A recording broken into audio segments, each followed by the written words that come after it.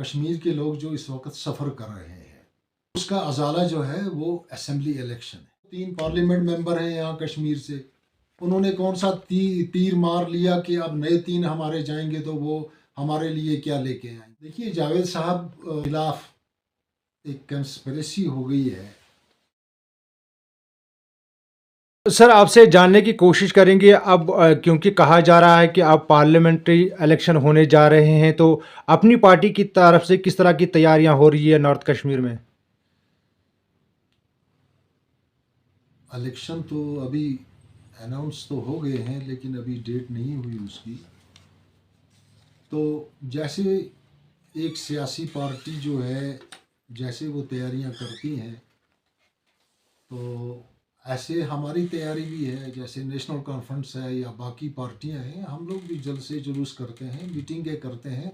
हम इंशाल्लाह अपनी तरफ से हमें पूरी तैयारी है। कल अल्ताफ साहब का भी एक बयान सामने आया है जिसमें उन्होंने कहा है कि यहाँ पर जो है पार्लियामेंट्री इलेक्शन से जो है उससे कोई फ़ायदा नहीं होने वाला है। कुछ लोगों को फ़ायदा उससे मिल सकता है, लेकिन यहाँ के लोगों के लिए चाहिए कि जो यहाँ की डेमोक्रेसी है उसे बहाल किया जाए। असेंबली इलेक्शन को लेकर के वो मांग कर रहे हैं, क्या कहना चाहेंगे? देखिए, बुनियादी मसला तो ये है कि कश्मीर के लोग जो इस वक्त सफ़र कर रहे हैं, उसका अजाला जो है वो असेंबली इलेक्शन है। असेंबली इलेक्शन हो जिसमें डायरेक्ट आपका, मेरा, एक गरीब का, अमीर का, गांव वाले का, देहाती का, शहर वाले का, हर एक की पहुंच में होता है एमएलए।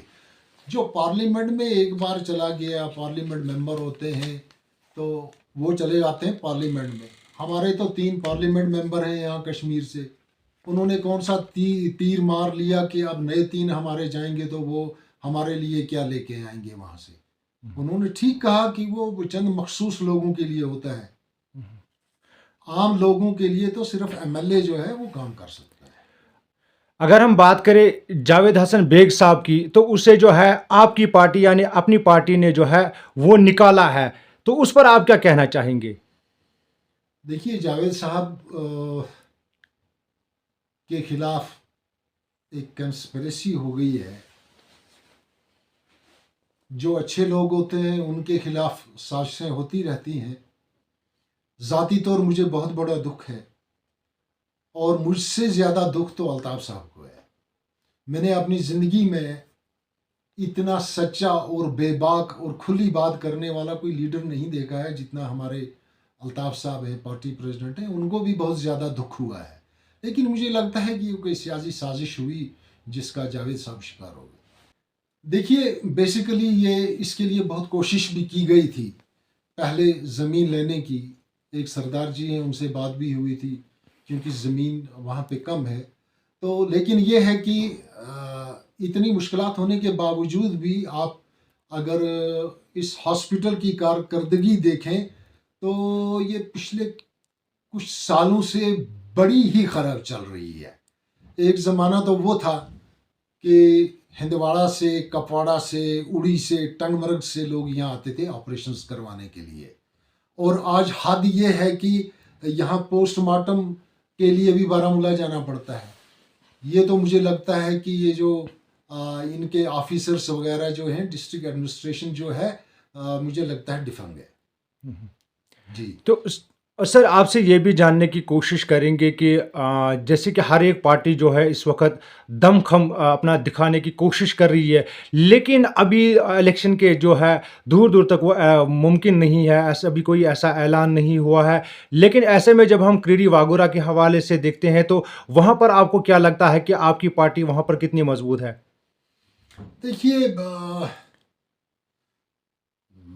पार्टी अगर आप सच पूछें तो नई पार्टी है। अभी 2-3 साल हुए बने हुए को। हमें अपनी नई बेस बनानी है। एनसी है, उनकी बेस हर जगह है। इसी तरह कांग्रेस का उक्का दुक्का, उनके वर्कर तो हर जगह हैं।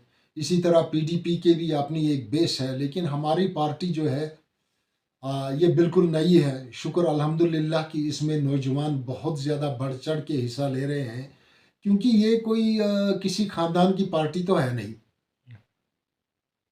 तो इसमें पार्टी प्रेसिडेंट का भी और पार्टी का हमारा मंशूर भी यही है कि इसमें जितने नए लोग हैं आ जाएं, लिखे पढ़े, बेदाग लोग जो हैं, चाहे वो किसी भी ख़ानदान से हो, तो उनको मौका दिया जाएगा। तो इंशाल्लाह लगता है कि अभी इसमें मेहनत की बहुत ज़रूरत है। शुक्रिया सर आपका वक़्त देने के लिए। बहुत बहुत शुक्रिया।